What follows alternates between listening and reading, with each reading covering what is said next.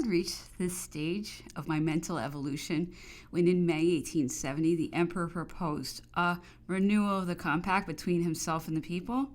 No open-minded witness can contend that the subsequent deliberations were not absolutely free, nor deny that the enemies of the empire had recourse to the most unworthy weapons, while the defense of their opponents was unparalleled in its moderation. I was present at the plebiscite and took part in it. The result made it evident that the treaty between sovereign and people, if proposed by the former, had been solemnly ratified by the latter. It was idle to hark back upon December 2nd and to maintain that its events vitiated the vote of some 19 years later. Yet this was but a part, no inconsiderable part assuredly, but still only a proportion of the satisfactions demanded by the theoretic mind. For one who was haunted by the desire to ameliorate the condition of the poorest and most populous class of the community, there was another set of ideas which a government was bound to apply before it could be admitted as a desirable government, suitable both to present and future requirements. Left without a leader, a nation perishes with a leader, even when that leader has not been freely chosen, even when he has seized rather than accepted supremacy, a nation lives. But when the chief is chosen by the voice of the whole people, how great is his power for good! How vast the field opened out to him for the accomplishment of his work! The plebiscite is the only instrument by which it is possible to restrict and direct the powers of that third estate, which has hitherto furnished orators and wire pullers to every party, even to the most avowedly democratic, from the ranks of which all governments have recruited their administrators, and in which consequently all powers vested, even in the days of universal suffrage. This has been the case for a century. The only interludes in this dictatorship of the Third Estate being the periods of imperial sway. The Constituent Assembly proclaimed the apotheosis of the middle classes and suppressed the three powers that held them in check: the king, the nobility, and the clergy. The bourgeoisie became supreme in the legislature and the convention. The directory existed by and for it. Important as were its functions under the Restoration, the latter was not sufficiently submissive for its taste, and it accordingly substituted the monarchy of July, under which its supremacy was assured.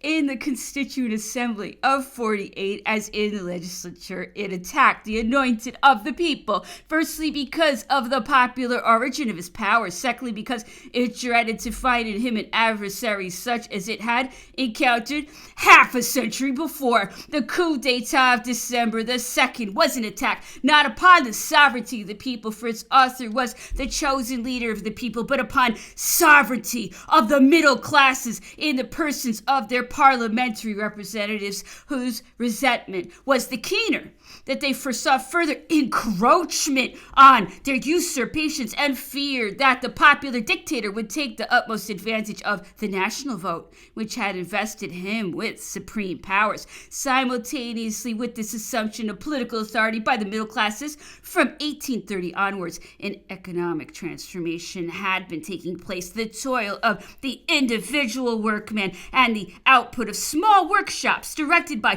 petty traders who worked side by side with their employees had been gradually superseded by vast collective enterprises, by huge factories depending on anonymous and external funds under the control of impersonal and irresponsible managers. These funds were furnished by the Third Estate, for whose thought was the highest return possible for their capital, to secure which they placed the laws, to government, and the army at the disposal of their agents. They invented protection to increase the value of their goods and inaugurated a long series of petty tyrannies by which they forced the proletarian manufacturers to remain wretched and poverty-stricken and prevented the coalition by which he might have improved his status. They thus created antinomy as between capital and labor and justified the reprisals of that class, which we are beginning to call the Fourth Estate.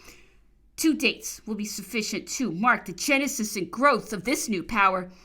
June 1832, when a popular outbreak lasted barely 2 days, and June 1848, memorable for an insurrection which took an army to quell it and cost the lives of more generals than a great battle. It was easy to foresee the Commune from the first days of 1870. One course only could have prevented this revolution, which was merely postponed by the victory of the Third Estate in 1871 from becoming in due time, not only in France but throughout the world, the most bloody and terrible ever dreamt of, a catastrophe which will replunge humanity into barbarism. This course was the establishment of a moderate dictatorship with a dictator sufficiently alive to the interests of the Third and the needs of the Fourth Estate to act as mediator between the two, to enforce the sacrifices necessary on both sides, and to bring about a sort of concordat between the conflicting classes. But the authority of a dictator who should successfully bring about such an evolution in the industrial order as was accomplished by Napoleon I in the agrarian order could only be sustained by national suffrage, and this by virtue of its democratic character would restore the balance of power as between the moneyed minority and the indigent majority, and ensure the election of a chief by that majority. If a sovereign basing his claim on divine right be radically disqualified for such leadership by his origin, his surroundings, his supporters, the very principle of his power, how much more is this the case of an assembly made up of the very persons it is proposed to dispossess? The nobility indeed may cite that the 4th of August, when it renounced its hereditary privileges, the sacrifice was immense, but it was a sacrifice of pride only, and not a purse.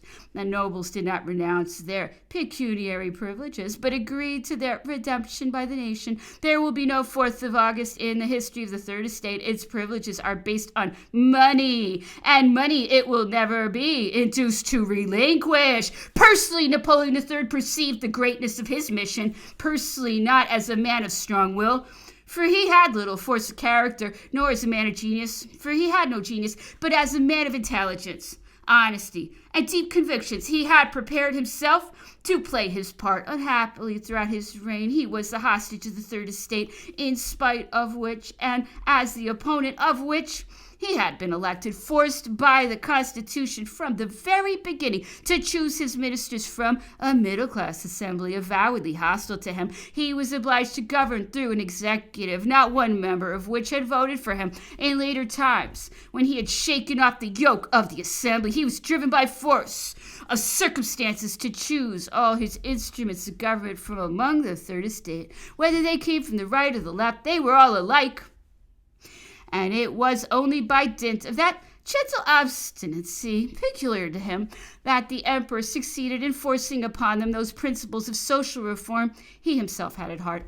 Had he not found supporters among a certain class of men whose middle-class extraction had been neutralized by a phase of adhesion to the Saint-Simonian sect, and who still professed the cult of humanity, the dreams of the exiled author of The Extinction of Pauperism would have remained but dreams. It is possible that a greater part might have been played by some other leader, but none other, fettered as he was, could have shown a more entire comprehension of and devotion to the cause of the people. At the time, however, I saw nothing but the result. It was already great, but realities will always fall short of a youthful ideal with its impatience of gradual development. It was no inconsiderable victory over my acquired prejudices to admit that the imperial power rested on a legitimate basis. The further concession that the man who wielded this power had to a great extent understood and fulfilled his mission was a logical result of wider experience.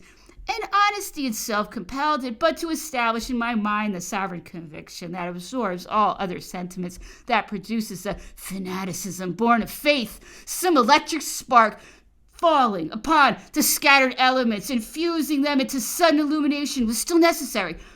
This, too, was forthcoming. I lived through September the 4th and all its horrors, the disgrace of that shameful revolt in the enemy's presence, of cries for peace raised among the soldiers laying down their arms, rage against the invader, disgust at imbecile bravado, hatred of the Orleanists, liars who flung open the gate of that palace in which they had sworn fidelity to the emperor, to a horde of ruffians and prostitutes. I suffered the tortures of all those. In the brilliant autumn sunshine, I saw and heard a reeling, dancing mob pour into the Rue de la Paix, insulting the column as they passed, plunged into the Rue de Rivoli, and blackened as with a darkly swelling tide the Place de la Concorde. I saw and heard and would have gladly laid down my life to save France from the shame of these things on the morrow of Sedan, and the justification of this betrayal of their country by certain Parisians was offered in the very phrase which our good friends of the Allies were fond of using in 1814. Prussia's not at war with France, but with the Emperor. Then I felt and understood that, consciously or not, those who argued thus were the accomplices of the invaders, that the overthrow of the empire meant the surrender of France, that now and then the Napoleon and the nation were inseparable, not only as for us, but as against monarchical Europe. And that day alone had made the nation formidable.